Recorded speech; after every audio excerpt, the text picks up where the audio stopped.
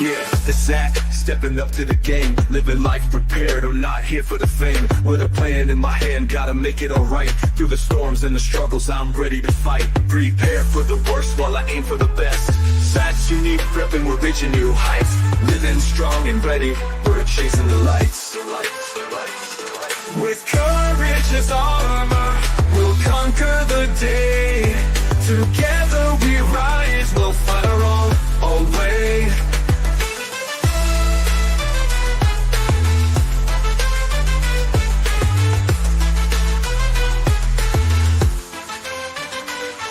Stacking knowledge and skills, I'm building my base. In this world of chaos, I'm finding my space. No fear in the hustle, I'm sharpening my tools. When the world brings the waves, I'm breaking the rules. Stand tall, keep grinding, never lose sight.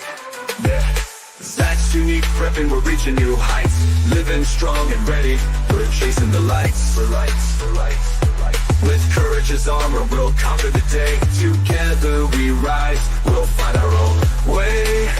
We'll find our own way.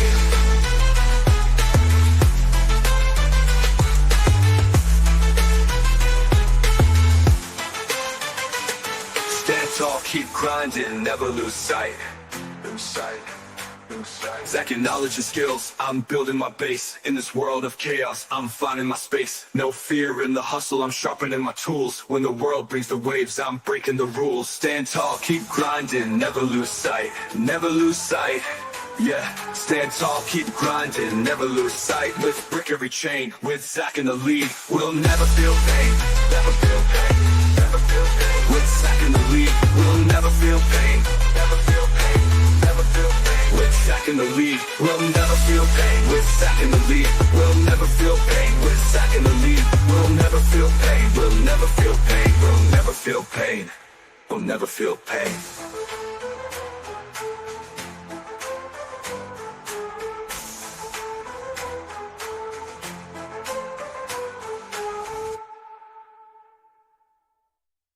Welcome to Unique Prepping. My name is Zach, and I'm here to show you that no matter the challenges we face, like my own experience with cerebral palsy, we can all be prepared. Prepping isn't just about survival, it's about independence, confidence, and community. You see, prepping is for everyone. It's about taking control of our future, no matter our limitations. Here on Unique Prepping, I'll share tips, techniques, and strategies that anyone can use, regardless of ability. Together, we'll build a community where everyone contributes, learns, and grows stronger. So, whether you're a seasoned prepper or just getting started, join me on this journey. Let's empower ourselves and unite to create a better, more resilient future. Because in this community, everyone has a role to play.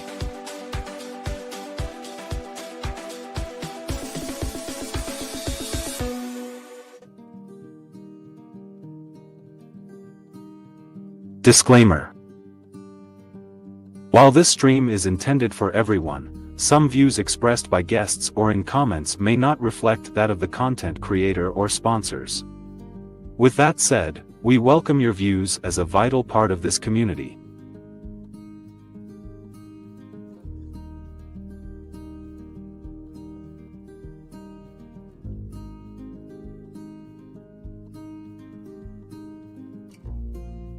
And now it's time for Unique Preppings Community Live Stream.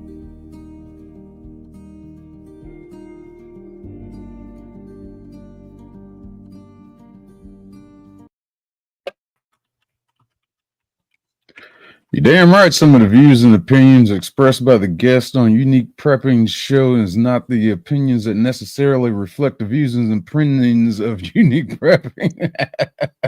That'd be me. For sure. Hey, Twinsy. Hey, Zach. What's up, Zach? Good night. Good morning. Why so late? Hello, our prepping community, and welcome to the 23rd installment of Unique Prepping's Community. On tonight's episode, we will be discussing the bug out bag and the 10 most essential items that could be life-saving items for your own bag. I'm your host, producer, and community member Unique Prepping, and with me are my very good friend and community member Chrissy from Brain Benders Banter and my brother and community member Buff from Sick 2210 Productions.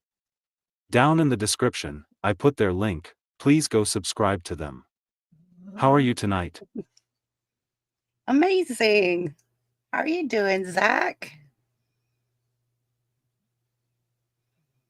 Shane, how are you? I think we're all good. It's pouring rain here in California. I don't know like what your guys' weather's doing, but it's We had crazy rain raining. last night. Oh, it's pretty, heavy rain. Like I'm talking like heavy rain. That was nice today. Oh, you're lucky. We got it yesterday. It may have moved from east to west. Maybe Right? I don't know. Exactly. Hello, everyone. Wow, such a warm welcome. There's a lot of people in the chat. Hey, everybody. I know. Hello, everyone. If I miss anyone, thank you. Saying hi. Hello, everyone. That's good, and I'm doing good. Thank you for Good. joining me tonight. A Thank you bug out for bag having is one of the us. most critical tools in any prepper's arsenal. It's a compact yet comprehensive kit designed to help you survive in emergency situations where you might need to leave your home quickly. Whether it's due to natural disasters, societal unrest, or other unforeseen circumstances, having the right items in your bug out bag can make all the difference between being prepared and being caught off guard. Today, Yes. we'll explore the importance of these life-saving bags and break down the 10 essential items that no bug-out bag should be without. Preparing for emergencies isn't about paranoia, it's about readiness. A well-thought-out bug-out bag ensures you have access to basic necessities such as water, food, shelter, and first aid supplies. These essentials provide the foundation for survival when resources are scarce or inaccessible. We'll also discuss how to tailor your bag to your unique abilities, location, and potential risks, making it a personal lifeline in times of need. When building a bug-out bag, it's essential to focus on practicality and efficiency.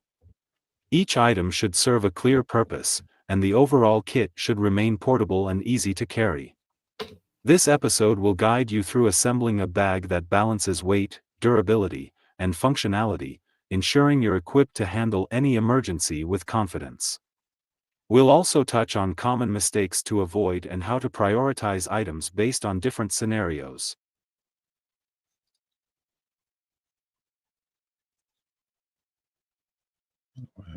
As we go through this essential prepping topic, don't forget to engage with our content. Please like, subscribe, share, and comment to support Unique Prepping and help spread awareness about the importance of readiness. Your feedback and questions fuel our community discussions and help us grow together as a group of proactive individuals. If you're looking for additional resources, visit the Unique Prepping Linktree for access to our merchandise, donation options, and social media links. There, you'll also find affiliate links to our sponsors, whose products help make prepping more accessible and effective for everyone. Supporting them supports us, and together, we can strengthen our community's preparedness. Do you have anything to add before we start? I'm ready. Let's do it. I'm tired. Oh, come on. We're live later than this. Last night we were live until 3 o'clock in the morning, my time, in Cali. This is Stop your it. fault. I know it was. Take full blame. But no, I think if anything to add, before we get to the bug out bag situation, is like one thing in that sense of preparedness that's essential. Well, I guess we're going to get to that in a second, but in the manner to prepare your bug out bag, at least know or have an idea where you're going to go. Always ahead of, like, right now. People think of that right now. If something was to happen, where are you going to go? Which direction you head in? I know where I'm going. It's just something to think about, and it just kind of plays into what I need to pack in my bag for that environment you're going into, the weight, stuff like that. But yeah, everybody, you take a minute, take some time, think about where would I go. What's the first place I think I'd be safe? But yeah. I also take under consideration, like, I have multiple types of bug out bags. Like, I have a go-to bag, what means like I'm gonna stay home, power's going out. There might be like a hurricane or a fire or something. It knocks out power, storm weather, something like that. And then I also have like a go bag for my vehicle because if something happens and I'm driving and I'm not home, how am I going to get to my bug out bag? So I do have a bug out bag also for my vehicle in case I'm driving and not able to get home or I'm at work. So I'm prepared as well. I'm ready when you guys are ready.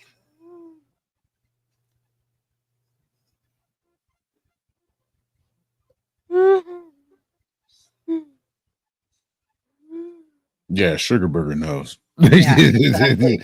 He knows. These are some of the things that we're going to touch base on tonight is all of these things. Zach's got some amazing questions. Thank you, Emery. Thank you, Yeah, Emery. Emery. I never thought to do that. To Hi, keep Danny. one in my truck in case I'm out there. Same thing you just said, BBB. I definitely need to re-put one in my truck. Just in case you're not home and you can't get home to get to it. And yes, Danny, it is pouring rain and very bad weather here. So I don't know what's going on, but it's affecting me. But yeah, so that's one of the things a lot of people don't think about too, is if you're not at home and an emergency happens, what would you do and how would you get prepared? Because you assume that you're going to be home.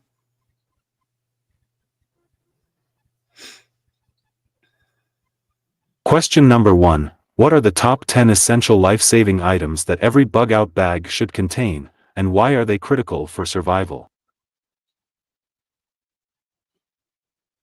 Which one? My list Shane? is a little longer. Shane, you go first. I saw this question you put up there, and I just made a list of stuff I had in mind. A little more than 10, but essentially I made number mine 1. 10, just the 10 top ones. I had more than 10 too, but I limited it to 10 for Zach. The top 10. Yeah, I couldn't narrow it down to essential. Then how are you going to carry a bag that big? Oh, it's actually not that heavy. Surprisingly enough, this is like the bag I have. It's actually not that heavy, and it's kind of like a duffel bag that has straps on it to where I can wear it like a backpack, and has the cross parts on it. I don't have it with me right now. It's in storage right now. I don't have mine with me either. But yeah. I would recommend having a book on herbal remedies. Thank you, Mama. Oh, now you make me think of that. I need a book on plants. I'm reading comments on the screen. Fire, water, shelter. But my number 1 is a basic first aid kit. Just absolutely somewhere you can do some bandages, antiseptics, stuff like that. Maybe some Advil, Tylenol, stuff like that. What's that stuff they call Neosporin? Stuff like that. And I think Slash comes with that is like Ace bandages. Yeah. I keep 2 in mind. Just in case you might need you sprain something, you need to wrap something up, or you need to make a splint. But also with the splints comes a bag of zip ties. At least like the kind of longer ones. There's like at least long enough to wrap around your arm, at least by the bicep, at least that long to wrap around them. So that's like kind of my first aid kind of stuff. No, I'm reading my list here. A survival straw. Absolutely got to have the survival straw. A little one you can find you a nice little creek and sip through it, and it filters up all that stuff. And if you get in a pinch, but with that survival straw, also, I keep about 6 bottles of water. Not that cheap crap either. The ones with the clear plastic top. No. I gotta have the ones with the good top, like Aquafina or Dasani would have. If Fiji. anything, not that brand. No, Fiji. I keep 6 bottles of Smart Water. My bug. No, it's just for the purposes of that cap, because those caps are pretty guaranteed and solid. Unlike the cheap ones you get, they have that clear white plastic top that won't reseal properly a lot of the times. You can't trust them. So that's a good 6 good water bottles. Of course, an extra handgun and ammo. This is just some of the stuff that's in the bag. Other stuff I'm carrying on me. Because I have, I got belts, sheaves, and stuff for that to carry other stuff, and a vest to where I can carry stuff on me. This is all strictly to the bag. Mm-hmm. But I'll keep an extra firearm, ammo, and a gun cleaning kit. Because I want to be able to clean my gun in case something happens, Of course, that's essential. I don't even think we got to get into that one. Matches and lighters. Like to have options. Just like to have options. If the matches accidentally, you want to keep your matches in one of those waterproof cases always. And lighters can dry out. You give them some time, but as long as you got your matches in a waterproof container, should be good to go. I have 1 change of clothes, just 1. But more importantly, I'll keep maybe 3 pairs of socks, if not 4. If I learned anything from life and Forrest Gump, wait, was that Forrest Gump? Yeah, it was Forrest Gump. What Captain Dan said. So when they first got to Vietnam, you want to keep dry socks. Yeah, you want to keep your feet dry. So, I'm already wearing my waterproof boots. So as they get wet, we can change them out, dry out that pair, keep it moving. Not much, but an assortment of like dry food and specifically canned tuna with a can opener. As a canned tuna because it's lightweight, they're small, they're easy to carry, they're full of protein. Dry foods, I see dry foods like in the sense of like granola bars, stuff like that, stuff that's going to keep giving you protein and sugar also. You don't know how important sugar can be in situations like that, but I try to limit it to that. But I don't keep much in mind. I got what I got mine. I think I got about like 8 cans of tuna and probably about 15 or 20 granola bars. I have to go back and count, but just enough to not be too much. Like all this stuff fits in this bag perfectly. We set the ace bandages, zip ties, a poncho, a good poncho. If not a poncho, a rain suit. I got a nice lightweight rain suit that actually breathes a little bit. Just in case you get caught in one like monsoons or some crap like that, and it's just like what BBB's dealing with right now. Throw that thing on. It's the same one I use while I truck driving. Now I took it out the bag, so I started using it for while I was truck driving. The thing just keeps me completely dry, no matter how bad it's raining. And other truckers would look at me crazy. He was like, "Man, you got the whole suit," and I was like, "Yep, I'm dry." You're dang all right. A small toolkit. I mean, like so minimal of a toolkit of your basic socket sizes with at least a dependable ratchet, um, pliers, cutters, maybe a small hammer, Phillips head, and a flathead screwdriver. That's about it. That's about all I need. Simple big lighters are reliable. Zippos are good too. Also, torch lighters are good and inexpensive from gas stations if you can find them. Yeah. Have one that still works after 15 years. Yeah, Zippos are reliable. They're expensive. That's a really good point, For the Ben. price of a Zippo though, I can buy about 20 Bics. I have a bright red bug out bag and a gray man bug out bag. All right, small toolkit. This one, crucial. Glow sticks and flares.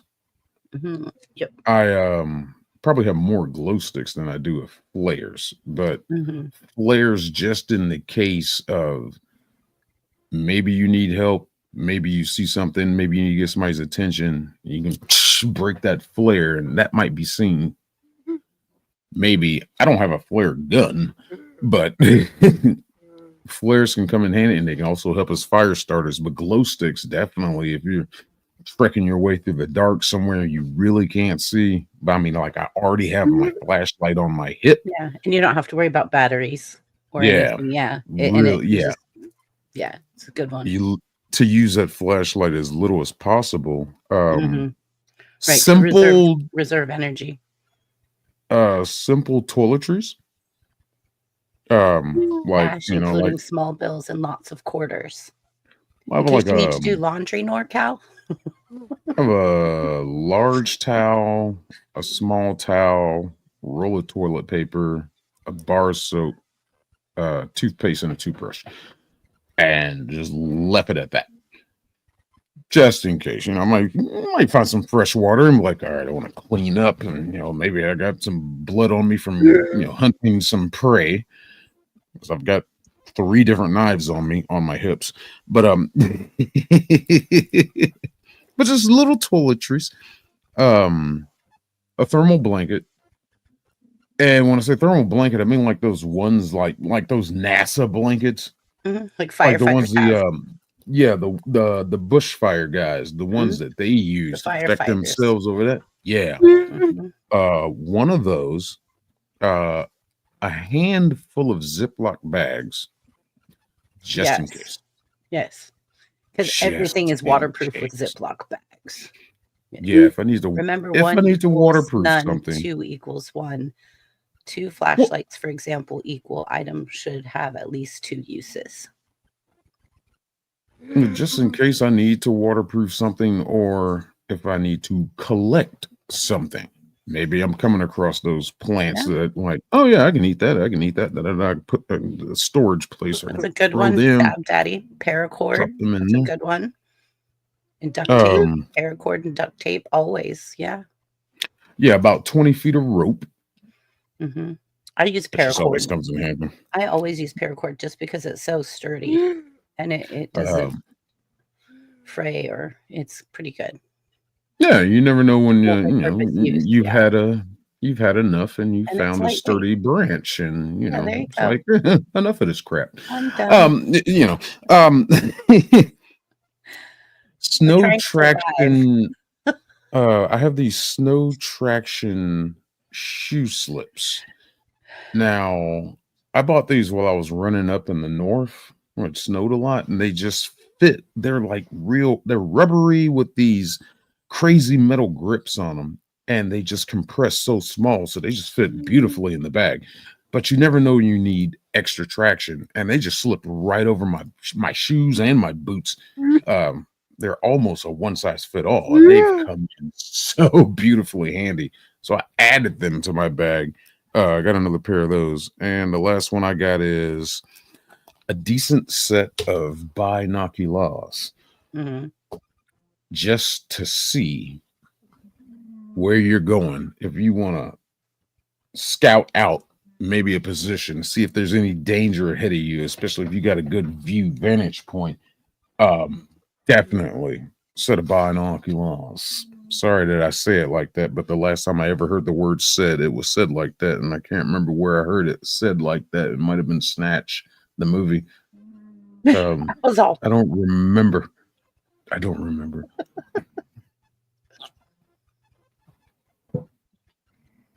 But that's my bug out bag. Yeah, My 50 turn. feet. Yeah, that's a good length. Yeah.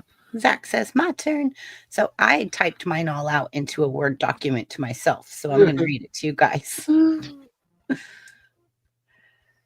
All right. So number 1, I have water filtration. And I want to let you guys know something about water filtration. You guys are really going to laugh at me, and you guys are probably going to think that I'm crazy. But tampons, small little OB tampons you could put in the top of a water bottle will actually work as a water filtration system. And when it's raining, help you collect water, and it'll go down the string into the water bottle and help you collect the water. So small little tampons, whether you're male or female, can be a life-saving thing. So I'm just letting you know, they can also work if you have a wound because they're cotton, and they could also work in a situation where like you hold on, I wrote this down. So it's for water filtration. Oh, a fire starter. So it also helps you if you need a fire starter. You can use them as a fire starter. So a couple of small, tiny little tampons in a Ziploc bag to keep them dry will take you really far, believe it or not. And most people think I'm crazy when I say tampons. Tampons it is. Tampons. Thank God you have a girl up here. Yeah. All right. And then I have, give me 1 second. Let me get my list that I typed out for myself for Zach. I did a lot of homework on this. So I have a first aid kit, a water filtration system, including tampons, a fire starter of some sort, which is waterproof matches, a lighter, and also, like I said, I like to keep fire steel. It's critical for warmth, cooking, and signaling. So I have reliable ways to have or start a fire in weather it is vital. So I have a multi-tool knife like a Leatherman. So I have multiple tools on that. I also have one that's like an axe shovel multi-tool. So my multi-tools are for indispensable for food preparation, building shelters, and self-defense. Also, I have the flashlight, headlight, and glow sticks, like Shane said. Oh, you're carrying less than me. Shelter. No, no. I mean, like when you just said that, the whole the multi-tool thing. That was like I got my Leatherman on me, and then also I have my machete that has blade and then serrated that I use for cutting stuff. So I was like, maybe I could reduce all of that. I don't know. I've still got. I just have my multi-tools. So I have one that is like a machete, axe, and shovel all in one, and that just goes right into my go bag. Okay, so that's cool. Oh, I know what you're talking about. Okay. Yeah, it's like a multi-tool. So I'm totally for the multi-tools. So, and then the flashlight headlamp, extra batteries that I keep in Ziploc bags. Also, like you said, zip strips and duct tape, rope, non-perishable food, warm clothing and cool clothing, because you never know what extreme the weather might be. So I also keep like a tank top, wool socks, only pack wool socks, because wool socks, even in the heat, will keep your feet dry. But in the cold and in the wet, they'll also keep your feet warm. So I believe firmly in Milano wool.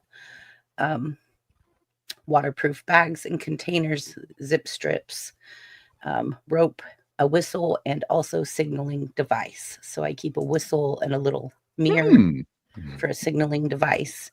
And those are my top 10. I had more, but I reduced it so that I could just answer Zach's top 10. But I have to have tampons for multiple reasons. Yeah, Zach knew better than to ask me that question. 10? Yeah. I have more than 10 too, but I figured I would. Hey Chrissy, a subscriber is asking if the water would be safe through tampons because it might cause toxic shock. Oh, you're hilarious. It only causes Oh, toxic shock if a woman uses it for a certain period of time in her personal body. If you've never used it and you put it in a water bottle, you will never get toxic shock. You're hilarious. But yes, I am a brain bender, and thank you for the question. I appreciate it.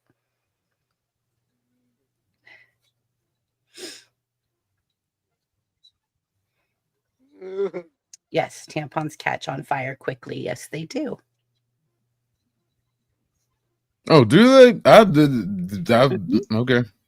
Hi, I've Keebler. never burnt a tampon. I mean, I don't know. Keebler says you should not need me. You should not ask more than 10 items to survive. Anything you can't carry it all every day. So that's a good point, Keebler. Thanks for coming, Keebler. I sure hope you're doing okay, Keebs. I don't know. Ben George kind of makes a good point. Bug out bag should also include the skills to use the items in the bug out bag. Right. And each bug out bag should have just the essentials of how long you plan on surviving, or if it's a short period of time. The chemicals. Yeah. I think we got that question coming up in a minute. I think that's coming up in Zach's questions. Yeah. Yeah. Hi, Ram. Hi, Ram.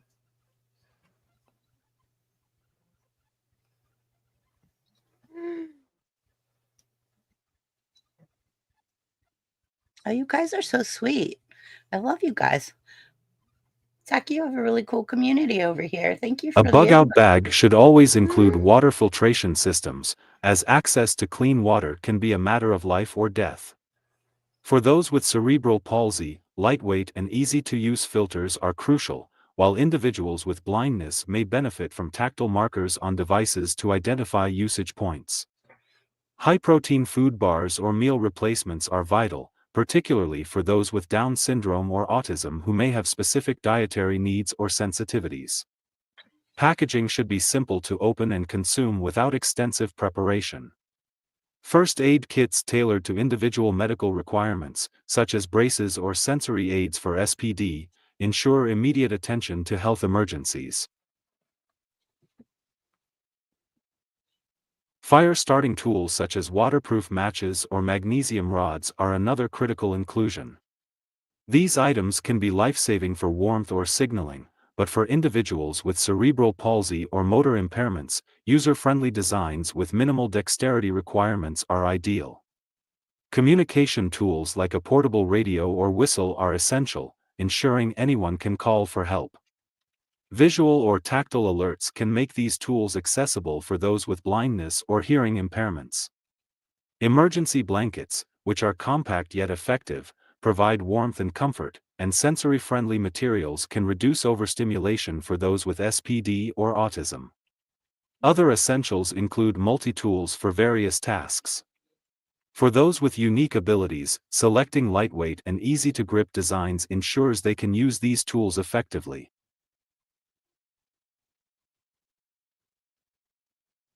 Flashlights with long battery life and tactile controls are indispensable, especially for individuals who rely heavily on touch or adaptive lighting. Maps and compasses should feature large print and tactile markings for accessibility. Including personal identification and medical documents in a waterproof pouch ensures first responders have critical information about unique needs. Each of these items serves a dual purpose of addressing survival basics while accommodating various challenges. Choosing durable, lightweight, and sensory-friendly options ensures accessibility and preparedness. Tailoring each item to specific needs reinforces the importance of inclusivity in prepping. The right tools can empower anyone to thrive in an emergency situation, regardless of their abilities. UP out.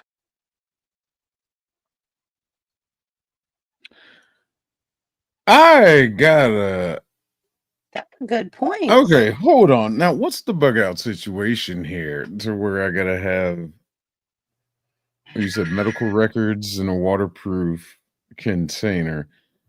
Are we talking? Well, I guess we're gonna get to that in a second.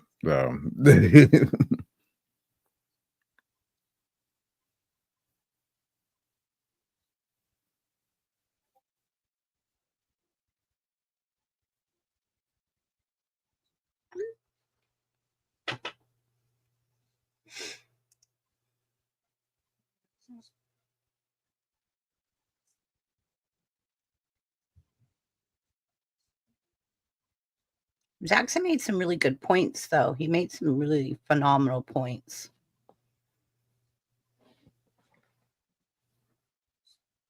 I mean, like, if I'm bugging out, who's the first responder? Because I think I'm gonna end up being a Having first his responder in that scenario. having medical information about yourself in a Ziploc bag is I'm probably gonna have my blood type on a piece of paper so some scavengers can come along and be like, "Oh, he's negative. got the blood I need. Yeah, boy, let's string him up and drain him." No, negative. They're always I don't know. They're always You don't know what goes on inside this brain. You just the way I think about things. Wasn't we just talking about the Donner Pass the other day? Mhm. Donner Pass. Just saying. Goes on in my mind. It might be similar. Poor Cal Jim's playing cards. Yeah. I mean, you could whittle. You get a knife. Keep your mind off things. Like me and my nephew are nonverbal, so it'll be quick for people to help. Okay. Oh. Okay. I guess that makes sense. Yeah, okay. I keep forgetting you're tailoring this to you. Each person. Yeah. Sorry. What is essential for you? That was the question. I'm Jesus. Right. My bad. Whoops. Oh, sorry. But what Zach's got a good point. Every person's needs are different, and they have to think about those things when they're preparing for their bug out bag. So if people need certain meds, would it be wise to rotate supply in their bag if possible so they aren't years old essential meds when the bag is needed? I rotate mine out quarterly. Like I refresh everything quarterly. So everybody keeps saying compass. See, I don't include compass because like I got one that I wear on my wrist. So I can pretty much. But yes, compass. That compass is a good thing to have. It definitely is a good thing to have. If I can see the sun, I can pretty much tell what direction I'm going and like the time of day. But yeah.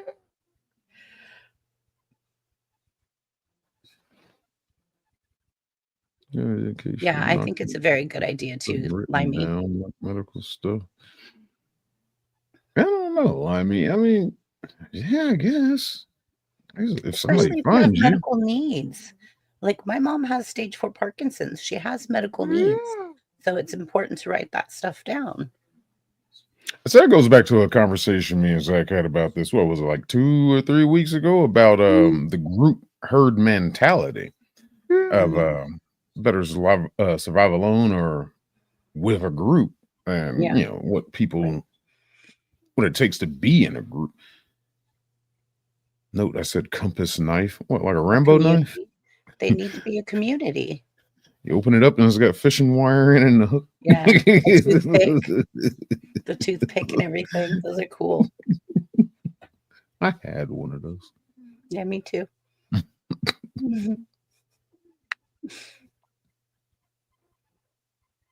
I wanted to bring up something that most people don't think about with the bug out bag, if I can. When people pack a bug out bag, one of the things they don't really think about is the state of mind in the emergency, and pack for your state of mind.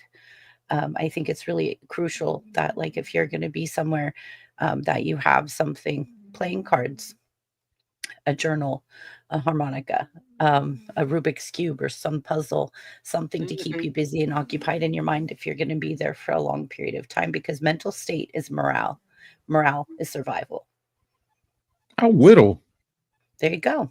But just something. I already got a knife. I can find a stick. Think about when you're packing your bug out bag, about your state of mind as well if during the emergency. I'll turn a pine cone into a hand puppet. I'll keep my mind occupied. Yeah, I will too. I'm creative. I'll be playing drums on things. Well, yeah, NorCal, the fixed blade. See, think bag wise, because like I said earlier, like something, a fixed blade knife, that's on my hip. Or it's hanging off of me. So it's not in the bag. Thinking like bag mentality. Stuff you don't really carry on you. Um like in the sense of the survival straw and the filtration system, a canteen. Yeah, Collect absolutely. that water, that clean water. I once you get have it. I don't know. I have a camel pack with a filtration system, and it just helps me out a lot because I can put it underneath my pack, and then I don't have that extra thing on my hip because I also have like a knife. So Read if we were somewhere and something was to happen to me, and that word would need something to show people so then they know he might not communicate with them. Okay. I think So that's the part of medical the records. Okay. Oh, hi, Braddy. Sorry, I didn't say hi. I think I made Braddy laugh. I think I made her mad last time. Oh, you're so funny. A baseball could be your best friend. I think it was a volleyball, How but about tennis ball? a golf ball. It's lightweight. Tennis ball, come back to you. You I need think a he's Wilson. Yeah, that's what he said. Wilson told me so. Question number 2. How do you determine the ideal size and weight of a bug-out bag to ensure it remains practical and easy to carry during an emergency? I'd say don't carry more than you weigh. Especially don't carry something you can't lift over your head. That's where I judge mine.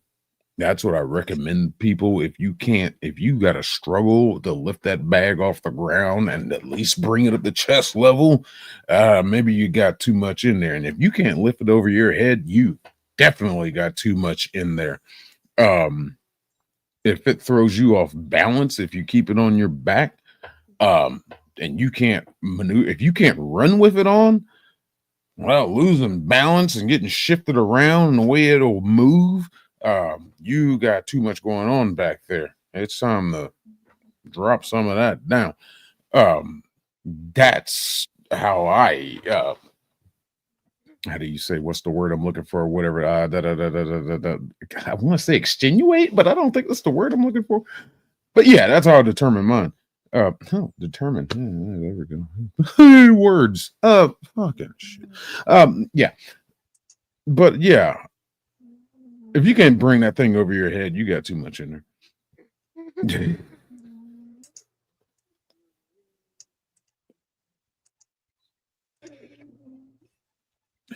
My turn. Doc's like, go, Chrissy. Okay, I think size should depend on the person's size and weight. Children, like if they have a to-go bag, it should be lightweight because they're going to run out of energy faster. Also, depending on the person's abilities. Some people are stronger than others, so it should be what they can carry, and it's over long periods of time. But for most situations, I would say 20 to 30 pounds is usually something that people could carry on their back with straps, but it's not going to hinder them too much if it's too heavy. But if it is, then only pack the essentials and reevaluate your pack and take things out that may not be such necessity, and only keep the necessities to make it to where you can survive with the basic necessities that you have, but still be able to carry it. Having the extras and struggling isn't going to help you survive. Just have the survival. I think a waist belt to distribute evenly across your body is really important in it to help distribute with the pads and comfortable. I think it shouldn't be overly bulky or have things in it that will could penetrate you or hurt you. I think if you have things like that, I tend to wrap mine like in a towel because I'm going to need the towel anyways. So I'll put like a washcloth or a towel or rags or something around it to make sure that it's not going to harm me. And then I'm going to need my first aid kit all on my own doing without the disaster. So, those, I think, Yes. yeah, because Yes, I've been all over Diane, you there. don't need your hair dryer. Just leave it. So I again use a lot of multi-purpose items for minimizing non-essential gear, and that way it also keeps the pack lighter. Also pack smart. Do not pack a tent when you can use tarps and the emergency shelter sheets. Yeah, I absolutely have emergency shelter sheets. They're extremely lightweight and they can protect you in multiple situations. And so I think also that have like Sick was saying, definitely a poncho. You have to have a poncho or something to keep you dry. Even in my car go bag, I have a poncho in case there's a situation and my car breaks down, it's pouring rain and I'm on the side of the road or something, I get in an accident.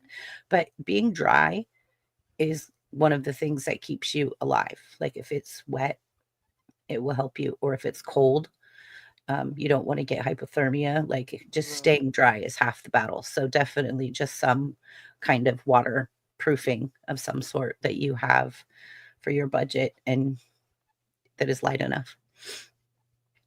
That's mine, Zach. And if you can, make sure the bag is waterproof. I just stick mine inside a Ziploc bag. I stick it inside like a big Ziploc bag so it stays waterproof. And then I also have the Ziploc bag if I need it for other things as well. How big is your Ziploc bag? I have like the 5-gallon Ziploc thingy, and the 1-gallon Ziplocs and stuff. I say the waterproof bag because the water will repel off of them. Right. You find a good one, the right one anyway, because you go around with that regular bag and raining, that water soaks into that thing. It's just making your load heavier. Mm-hmm. Yeah, you got to cover your pack.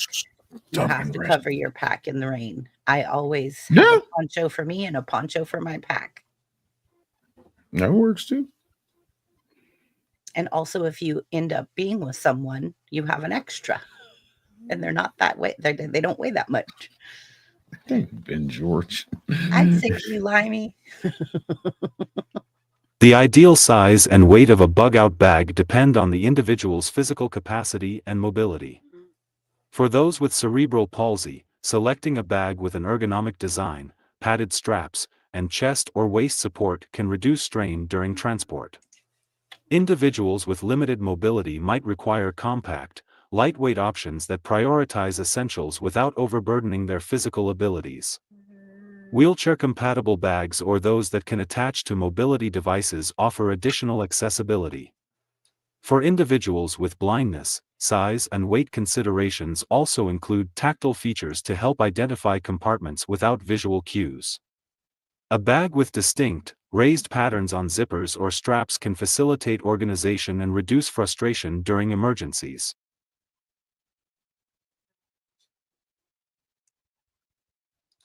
Autism and sensory processing disorder require further thought about the bag's material and weight distribution. Overly heavy or scratchy materials can cause sensory discomfort, making it harder to manage in stressful scenarios. Children or adults with Down syndrome may benefit from smaller, more manageable bags that still meet their unique needs. Clear labeling and easy-to-open compartments can help them access essential items without assistance. Adjustable bags that grow with the user or have modular attachments can adapt to evolving needs. For someone assisting an individual with these unique abilities, the bag should have accessible handles or straps to make carrying it on their behalf easier.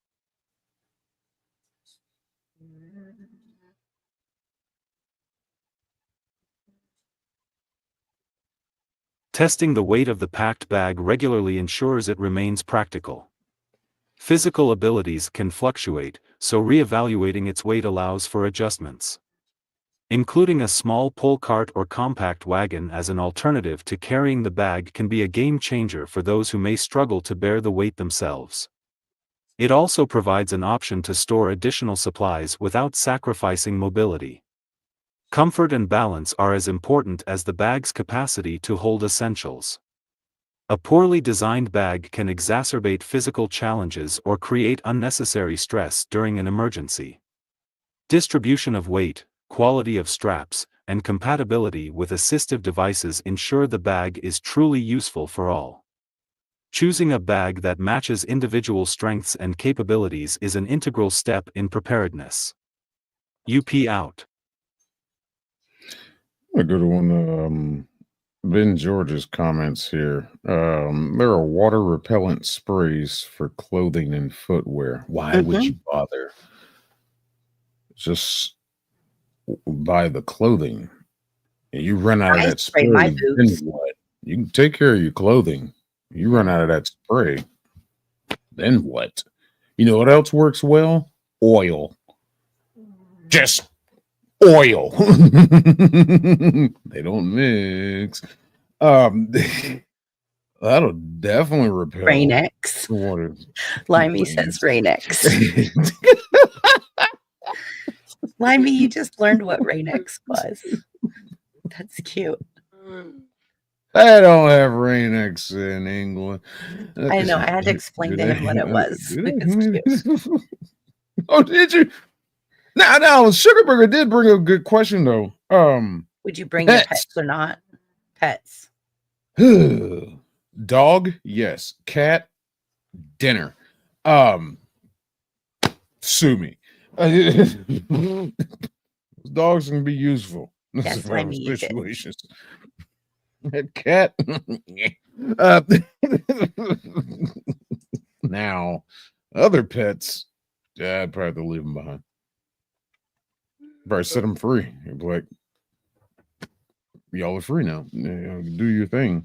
And probably have no survival instincts whatsoever. And it's like, I can't just bring you with me. Like, if I got my pet ball python, it's like, well, you gotta eat.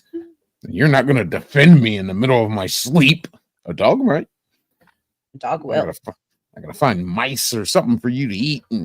But that dog, you know, it's like dogs eat their own poop. It'll be fine. Eye protection is good. Snowshoes too. I think my son has them lightweight and that hang from his bag or shoulder. Well, let's see. That's what I said earlier. I don't have snowshoes. I have these grip thing. Do I have them with me? No, I don't. They're in storage.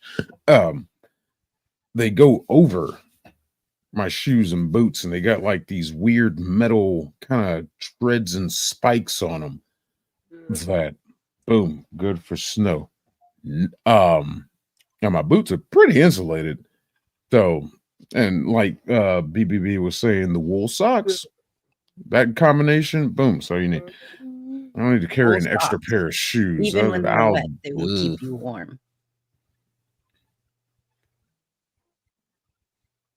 Because by the time we get to where we're going, I think I would have come across a new pair of shoes. If I leave in the right ones, I do believe I'm gonna come across another pair, salvaging or something, ravaging, whatever. Dogs are great signaling devices and can manage for a long time with nothing but water. Or very little to eat. Yeah. Yeah, they eat their own poop. So it's okay. Well, if you're not feeding them, they're not going to have any poop to eat. So My dog eats twigs. I mean, I swear to God, he thinks he's starving all the time. It's like you get fed a agree. lot. I agree. Dry and healthy feet are the utmost importance. Your feet, just maintaining your feet from any wounds, keeping them dry. Yeah, it's very, Mhm. very important. You want to get that oh God, what they call it, swamp foot? Jungle foot, yeah. Jungle foot. Yeah, that. Yeah. You don't want to get that. No. Being a Labrador, he's a rescue. We found him in the ditch. So I think that's what he was eating as a puppy, trying to survive. It was like sticks and twigs and stuff. And he still does it to this day. He gets fed regularly snacks all the time, and then send him outside, and he'll find a nice little stick and just sit there and just start eating it, not chewing it and cleaning his teeth, but literally eating it. And I was like, "Are you serious?" And he just look up at you like, "Dude, you just ate." All right. I think it's just something that's instilled in his mind. But anyway, nothing about the dog. Trench foot. Trench foot. That's the word I'm looking for, Limey. Thank you. Trench foot. Which is basically jungle rot. Yeah. That's the phrase I was looking for, though. Trench foot. Yeah. Thank you, Limey. Eating snacks is a natural response. Chewing on the bones and getting nutrition. No, it's son of a bit. You don't know this dog. This dog is weird. You guys could probably hear mine. He's so weird. She's roaring up a storm. This dog is like he's unlike any other lab I've ever dealt with. I don't know. He's just weird. He's smart.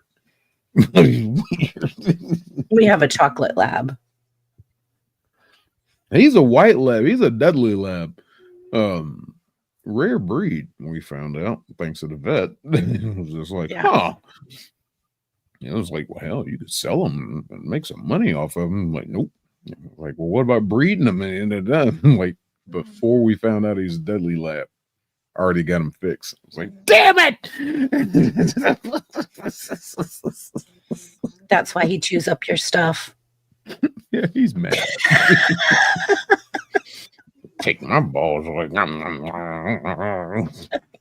He's eating remote controls now. It's just like, dude. My mom's lab ate their remote control, so I understand that. What is that? Shoes, okay. Go get the hat, okay. Bring me a piece of mail that I was messing with and holding with. Okay. He doesn't chew it up. He'll bring it to you and just like, here, thought you needed this. Question number 3. What are some common mistakes people make when packing their bug out bags, and how can these be avoided? In a nutshell, overpacking. Answer, don't do it. People bring in the unnecessary stuff that they don't realize they don't need. Essentials. You only need essentials. Your hair dryer is not an essential, Karen. Your Crocs are not an essential. Your stuff like that. Just overpacking. Like, well, I might need this bowling pin. Remember the movie The Jerk?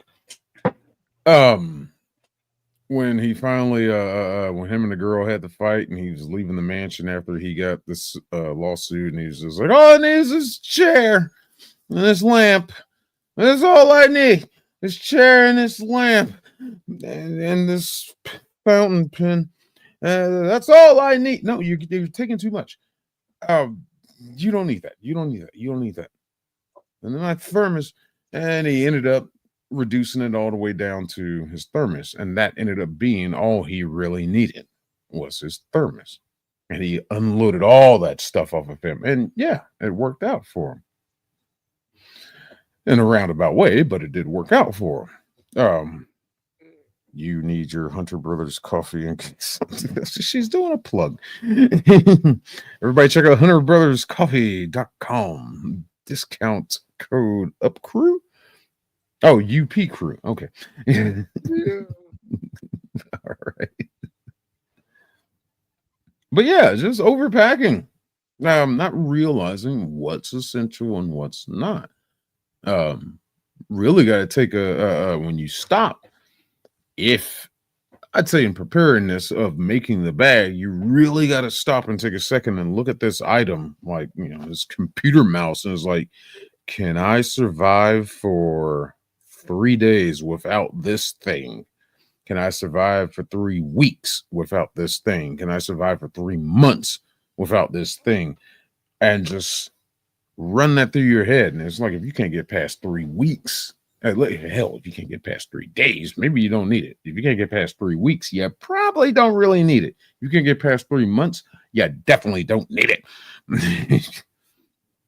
Yeah, and how can you consolidate it into like a multi-tool or consolidate it or use one item in multiple ways?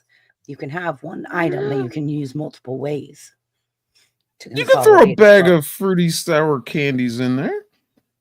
That doesn't take up much weight.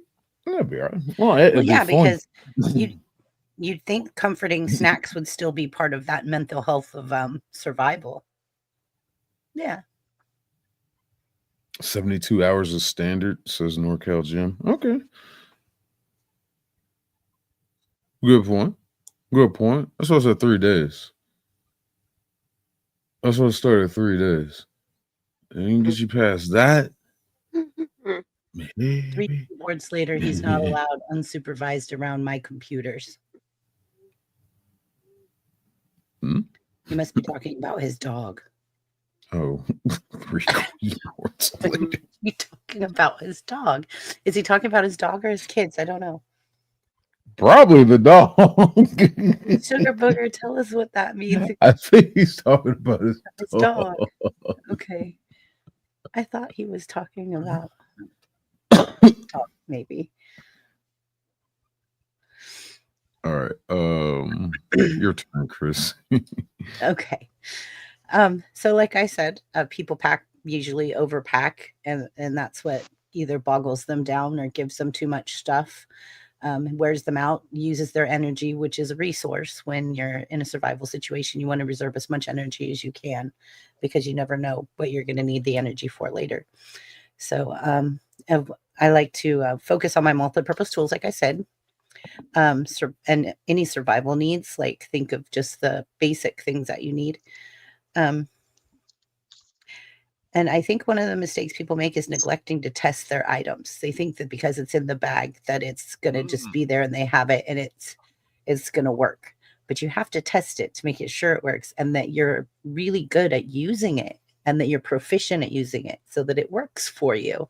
Because if you get out there and you don't know how to use it, then what good is it to you that you've been carrying it around? Like, you need to play with it, get it going a few times, work with it or whatever, and remember how it works and get yourself familiarized with it so that it's a natural thing that comes to you when it's a time that you need it and it's an essential. If you consider it an essential, you better know how to do it with your eyes shut. It just should be that way, or you don't need it.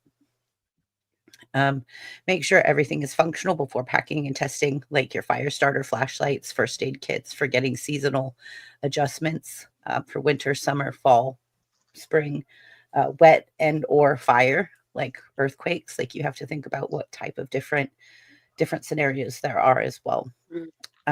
Climate.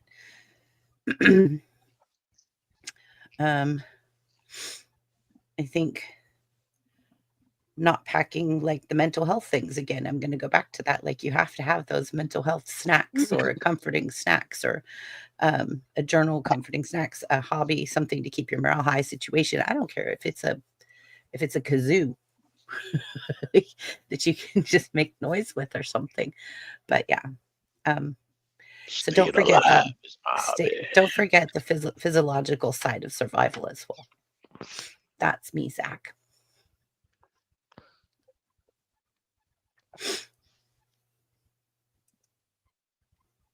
Overpacking is a frequent mistake, as it leads to excessive weight and unnecessary items. For individuals with cerebral palsy or other mobility challenges, this can make the bag impractical to carry. Prioritizing lightweight, multi-purpose items helps reduce this issue. A common error is failing to include essential medications or adaptive tools, such as braces or sensory aids, which are critical for those with unique abilities. Regularly reviewing the bag's contents and replacing outdated or unused items helps keep it effective. Another mistake is overlooking accessibility in the choice of items. Blind individuals or those with limited dexterity might struggle with gear that requires precision or complex operations.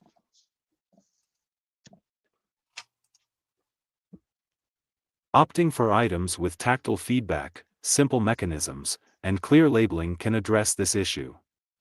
People with sensory sensitivities often encounter discomfort with scratchy or loud materials, which can cause stress during emergencies.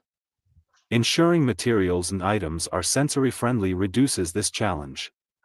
Failing to consider the user's individual needs, such as dietary restrictions for someone with Down syndrome, can render certain supplies useless. Selecting food that is easy to prepare and accommodates dietary limitations ensures it is consumable in a crisis. Ignoring communication tools, like whistles or radios with adaptive features, is another error. These tools are vital for reaching help and must be accessible to all users.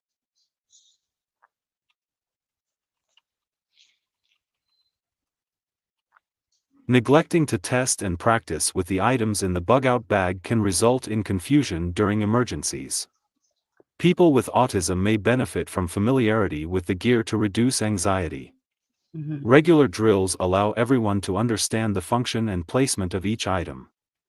Forgetting to rotate perishables, such as food or batteries, compromises the bag's reliability over time. Failing to consider long-term usability can limit the effectiveness of a bug-out bag. Compact but sustainable solutions, such as solar-powered chargers, can support extended scenarios. Including instructions or visual guides for complex items ensures anyone can use them under stress. Addressing these common mistakes by personalizing and testing the bag enhances its reliability for everyone. UP out. I forgot one item. Well, we'll wait for question 5 on that one. Never mind. Yeah. Hell. A bottle of liquor. Better keep a nice size bottle of liquor. Strong, cheap liquor, because you never know. You just never know. You might have to do something medically on yourself. And you ain't got no anesthetic and stuff like that. And numb the pain. Like, let's go World War I style on this one, baby. And an extra belt. An extra belt. All right. Yeah. Sorry, I forgot about those two. Black lawn garbage bags, collecting water, keeping gear or yourself dry. Good one, NorCal.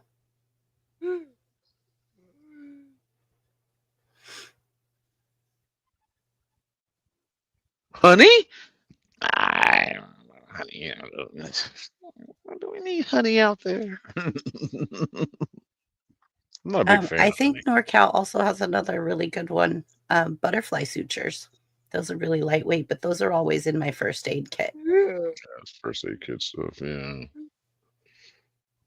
Lightweight foldable shovel. Yeah, BBB brought that one up. Bodies have to be buried. Okay, I didn't see the second half of that.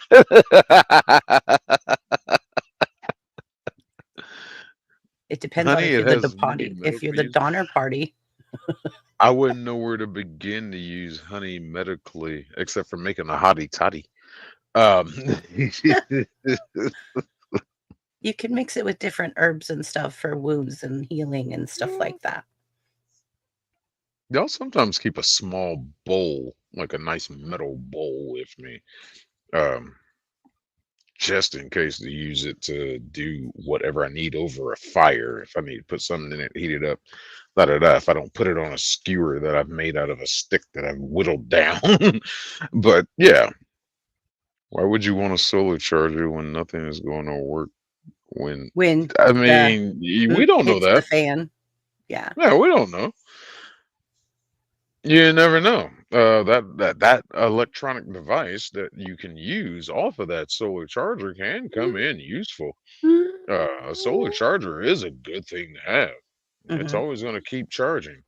You never know. It doesn't necessarily mean the grid is going to go down. It depends. I think we're coming up to that question here in the next one. Yeah, so. But yeah, we'll get into that. And that one, yeah.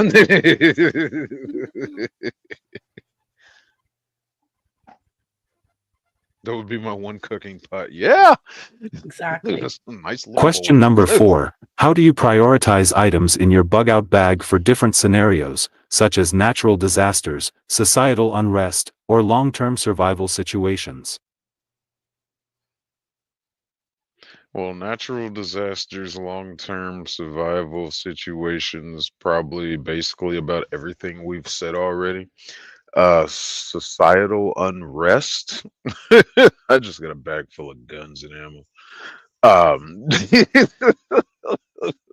I'll take what I need, and that's real. No, too much, too soon, too late. I said it. That is, man. I mean, it's a dang good old question. To prioritize. I think we've kind of answered that a little bit. I think like the way to prioritize would be what is it you essentially need to survive? Water, food, shelter. Those things which always going to be your first, and then everything goes to priority under that of depending on um, consider how quickly you might need to evacuate and or pack accordingly. Um, Yeah, I want to stay in the different scenarios, categories. I want to stay in the prioritize. categories of. I'm sorry. I'm just saying, I think it would go on what is essential to survive first, and that's what he's asking is how would you prioritize immediate, like if it was going to be staying at home, like because there was a natural disaster, like you would want the things that's going to get you through, so you would prioritize by what is the essential to get you to survive and live, because you're not going to necessarily, if you're at home, you're not going to need the shovel and all those things. You more than likely you need food, water, those kind of things, Yeah, just I try to. depending on the scenario. Oh, give me that face. Birthday twinsie. I like in the sense of prioritize or stay in the categories of like self-sustainment Right. and Exactly. self-protection. Hmm. Um, Yes, because if you, especially if you're staying at home, you want to also protect your home, and a lot of times you have people that will break into your home, and so you're going to want to prioritize those kind of things. So food and water, and protecting your dwelling or your space from people that want to break in and steal or take things, hurt you, harm you. But yeah, it all depends on the situation, and consider the emergency. That's why you should probably have different types of bug out bags so that you have them for different scenarios and situations. yeah, that. Girls, I keep ponytail holders in my meds bag because I will need this haircut back. I'm going to put those with the tampons. Thank you, Emery. I don't know. I think if I was a girl with long hair and got caught in a situation, I think I'd cut my hair. But look, I think prioritize. I They go would. on I like mean, this. We could use them for all kinds of things. no, not to say that. Not to say that the hair ponytail holders are unnecessary, but just simply keeping the constant, not have to deal with keeping the hair out of your face or getting it caught on Mhm. anything. I'd probably keep it short, and especially in a defensive fighting situation, nobody can grab your hair.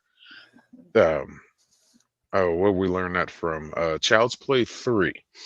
Um, as the barber in that movie explained why the military has short haircuts, so the enemy can't grab your hair and uh, go across your neck.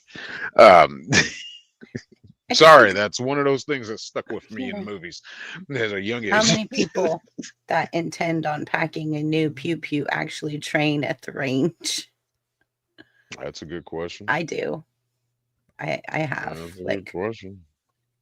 um I think it's more about like what Zach's question is overall sustainability. Think about sustainability first and then prioritize your needs by sustainability because Because we've already covered. I got at least three with me. One on the hip, shotgun around my back, and an extra handgun in the bag itself. Some of them got to stay behind. Sadly enough. Oh, unless Well, you're fire It's a go-to bag, and you're at home defending your territory. Yo, if we're at home,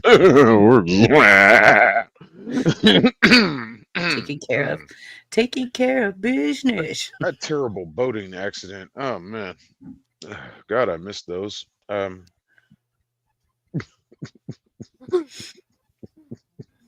Zach, I think it's Zach's turn. I'm not cutting my hair. Oh, little Brady. That quiz.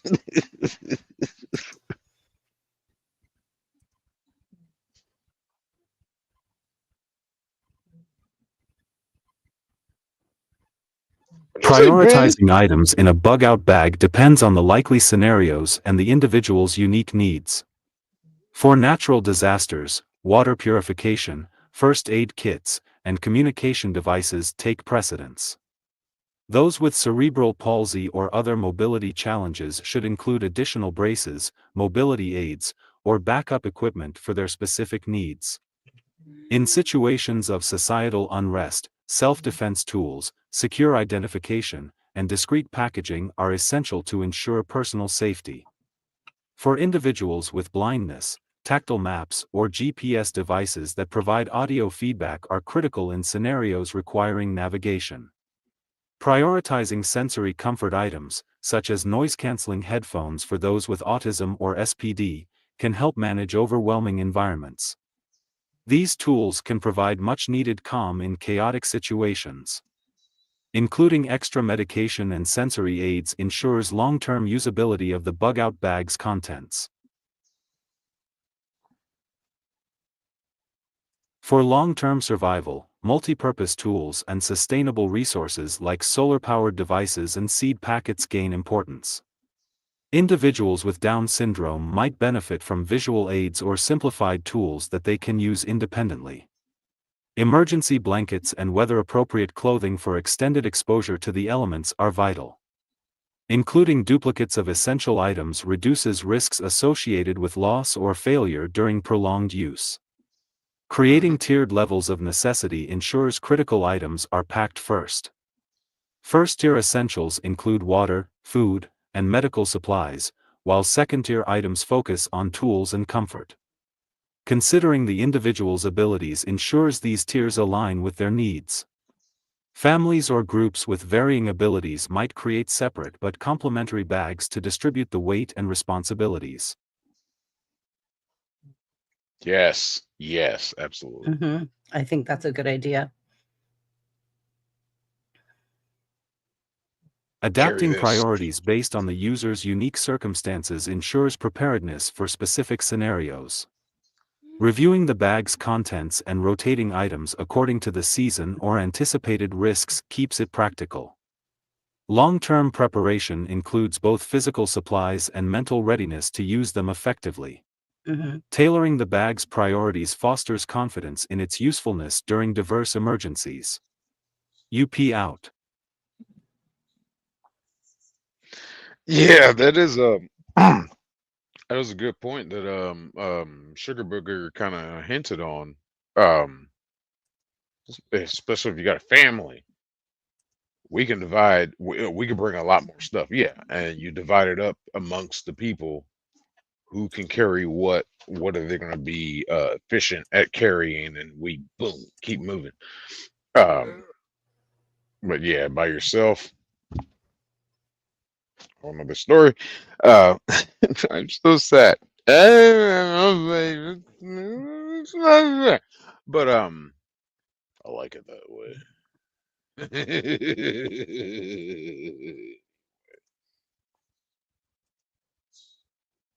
Oh, thank you. And now I'm depressed. Oh, jeez.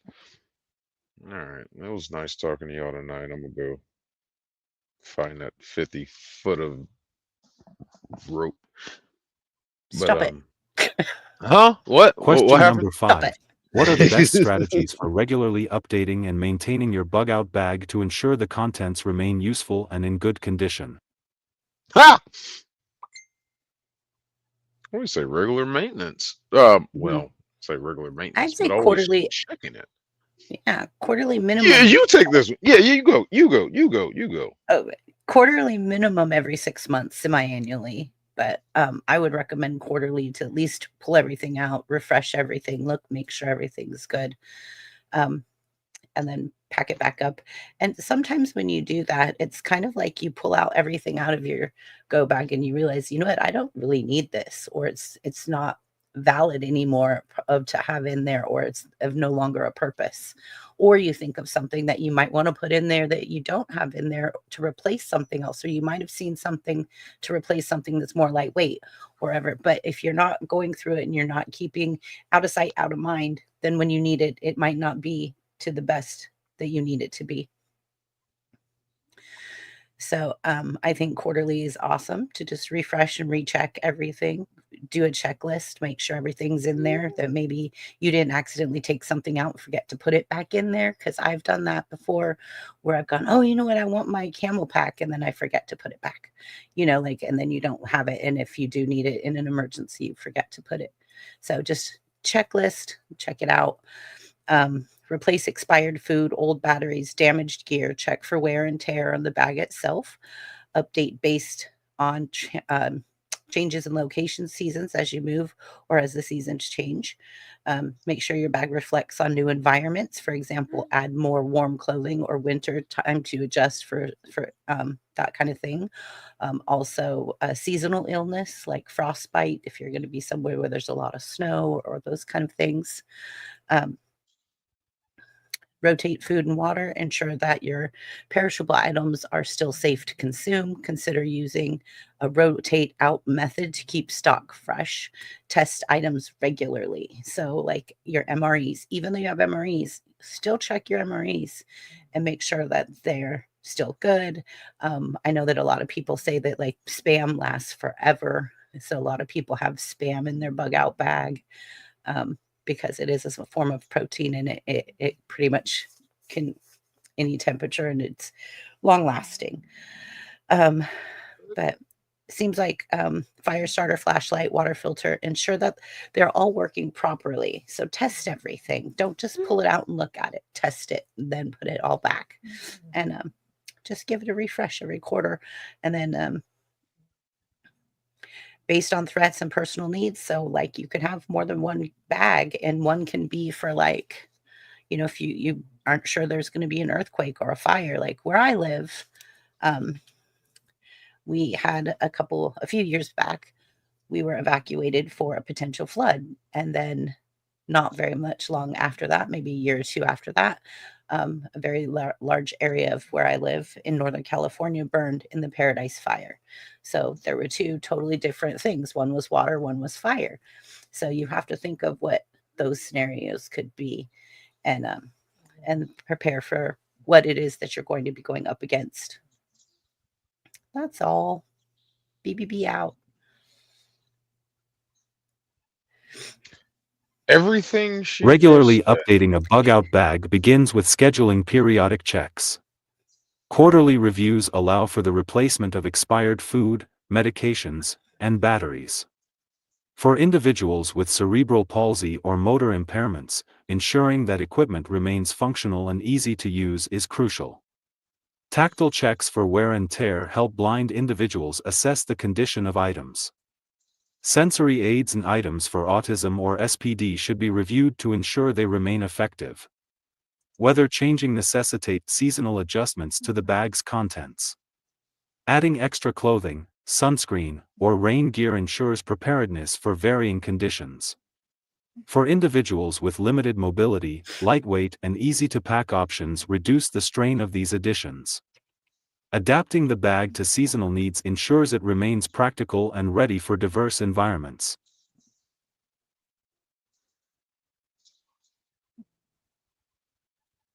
Reassessing personal needs is another vital strategy.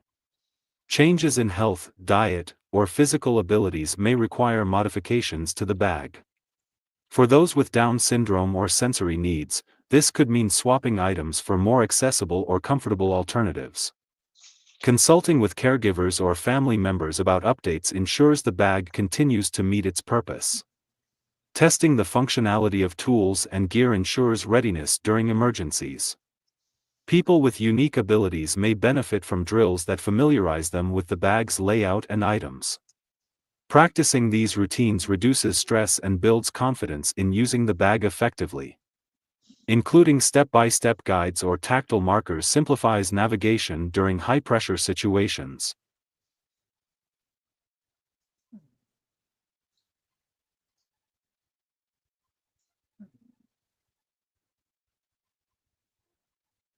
Incorporating feedback from actual usage or practice scenarios highlights any gaps in the bag's contents. Addressing these gaps promptly keeps the bag reliable. Cleaning and repacking the bag regularly ensures hygiene and reduces wear on perishable items.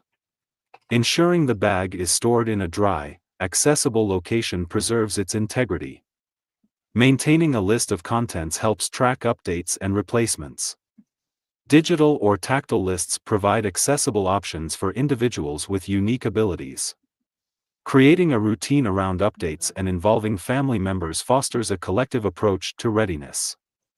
The right strategies ensure the bug-out bag remains a trusted resource for any situation. UP out. That was good, Zach. I mean, everything y'all both just said, but also don't forget to check the bag Yeah, the itself actual bag. for rips, tears, loose threads. If you think that thing might be compromised, get rid of it and get a new one. That's something else you could put in your bug out bag is a backup bug out bag in case the primary gets messed up. They don't take up much space. You fold them down and compress them and stuff like that. Keeping on that bag. But yeah, definitely everything y'all just said. Of course, rotating your stock, keeping checks on those dates, especially medicine and food supplies. I think Sugar Burger just said something about saline solution doesn't expire. Who just said that? Yeah, he did. That doesn't expire, so don't let them fool you. Might be something interesting to add. But yeah, make sure your product's still wet or not wet, dry and in usable condition. And while you're checking your bag, I don't do it like not like 2 times a year. I probably check about 3. I'm not a one-upper. Stop it. But to make sure everything still works. Make sure everything is still functional. Make sure everything is great. You know, of course, I'm not checking my flares and my glow sticks. I'm gonna assume they're fine. But Or just if replace enough them. time, yeah, I mean, if enough time has gone by, Replace them, yeah. at Be safe. least a year. If I've had them for at least a year, maybe crack one just to see if it's still putting out good life. Because if it's still putting out good life, then it was like, all right, the rest of them are fine. I'm not worried about that. But the flares, no, I don't mess with the flares. Yeah, just make sure the flares are dry. I'm like, all right, you know those things are going to be good. I'm thinking about buying a flare gun now. Oh gosh. I It's actually a high-level signaling device, you know. well, so is Always all the keep new, your guns oiled. yeah. I mean, Always keep your guns oiled. Check I mean, your ammo for rust. Yeah, simple stuff like that. also like I had something I was going to say, but now I totally went out my brain. I brain bended it. You bended your brain. Yeah. Tired.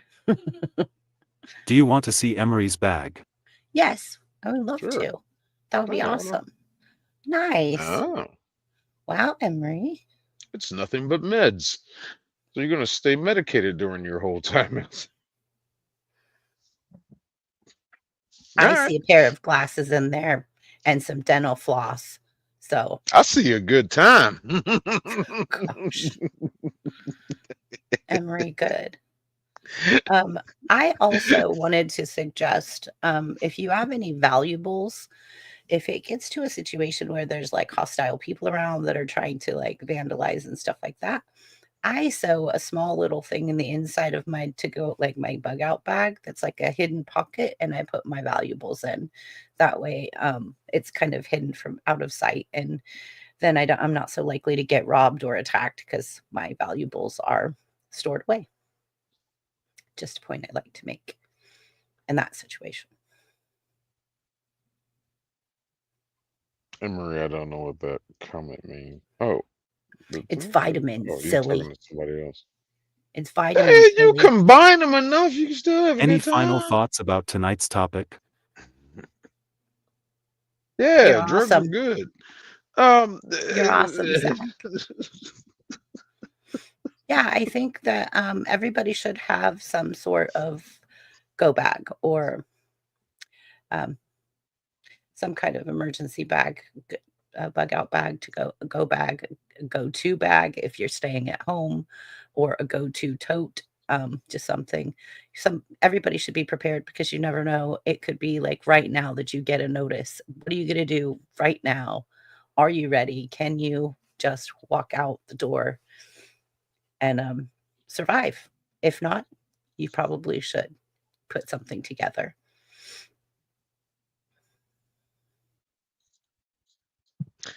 Well, NorCal gym, you can't fit in that into a gym bag, but um, I understand where that is coming from of learning self-defense.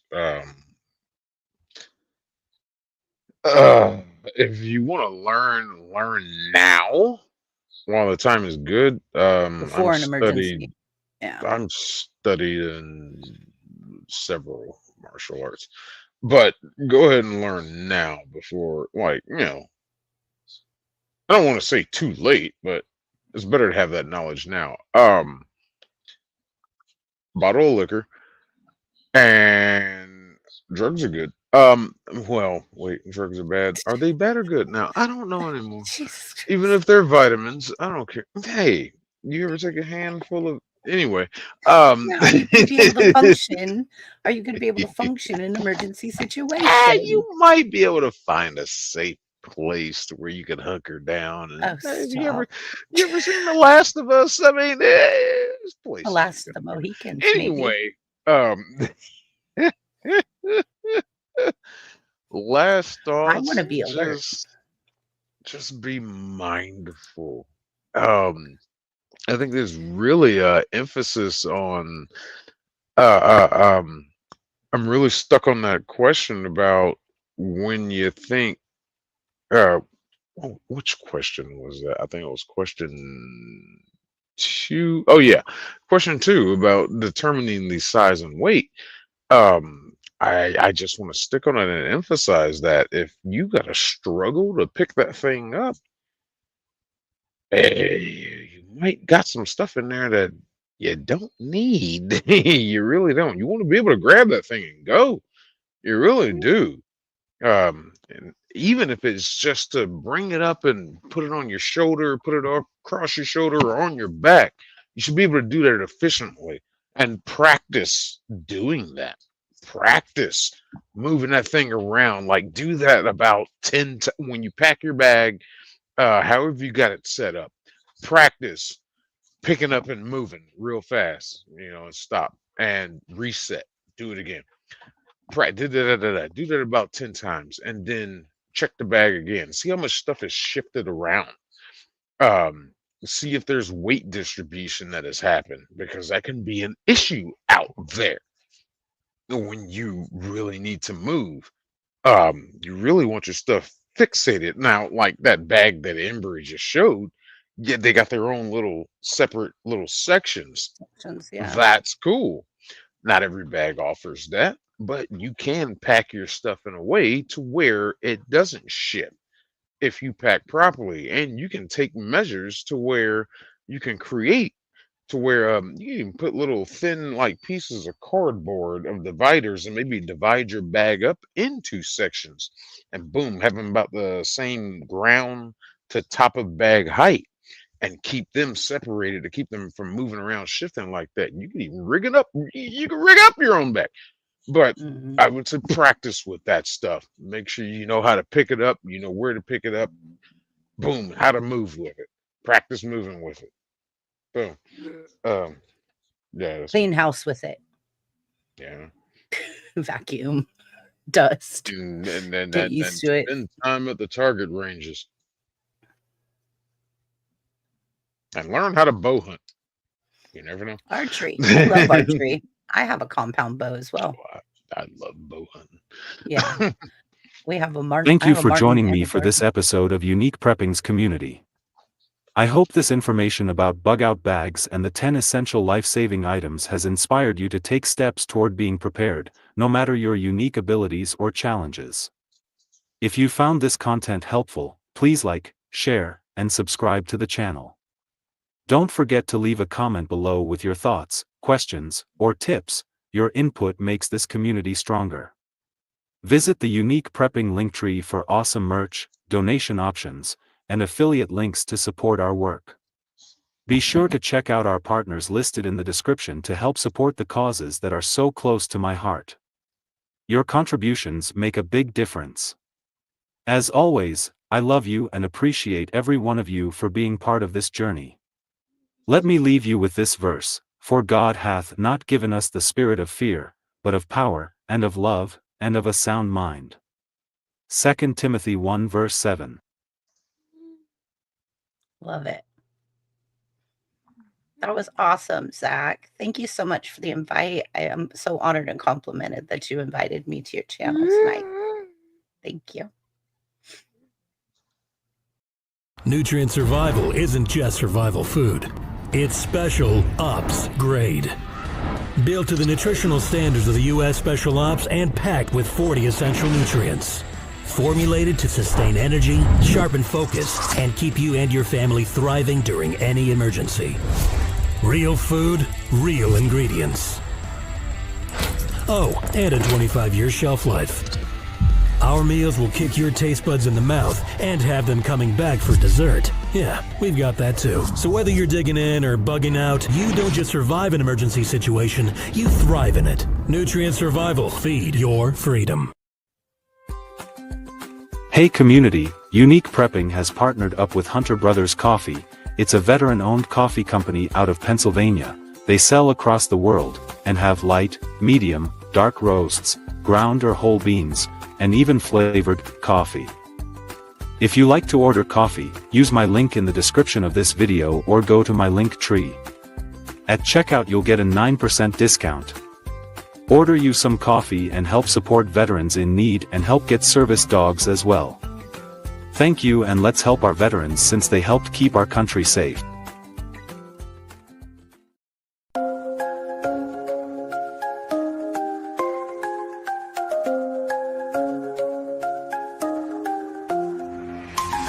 Making moves on your chess piece, always on the grind in this game called life. Gotta sharpen up the mind. Unique prepping, got the vision locked and loaded. Every challenge that arises, I'm determined, I'm devoted. Stay ready for the call and to life's demands, and we'll rise together.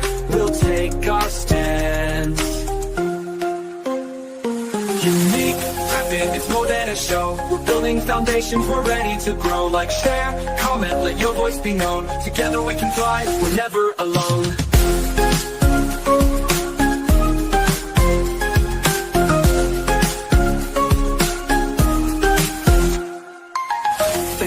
Every view, every like, your support is the fire that keeps me hyped. Comment, depth, and insight, share the vision wide. This community's growing and we'll ride this tide. So go ahead and subscribe, don't miss a beat.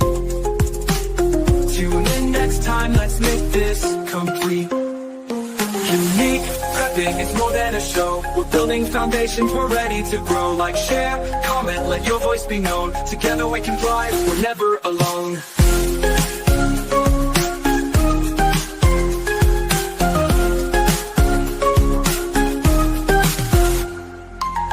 Pushing forward, let that fire ignite. See you next time, let's keep it bright.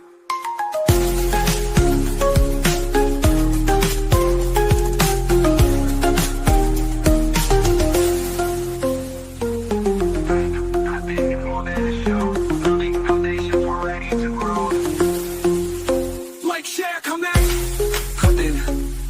more than a show.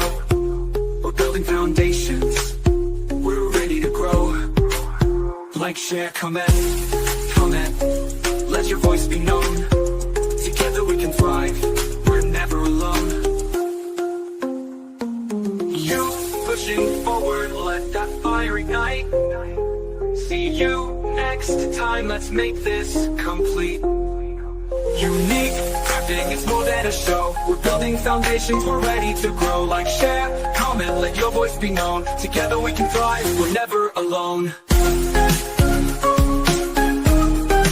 Never alone. Never alone. Keep pushing forward, let that fire ignite. See you next time, let's keep it bright. Yeah. Let that fire ignite. See you next time, let's keep it bright. Blessed are the peacemakers, for they shall be called the children of God.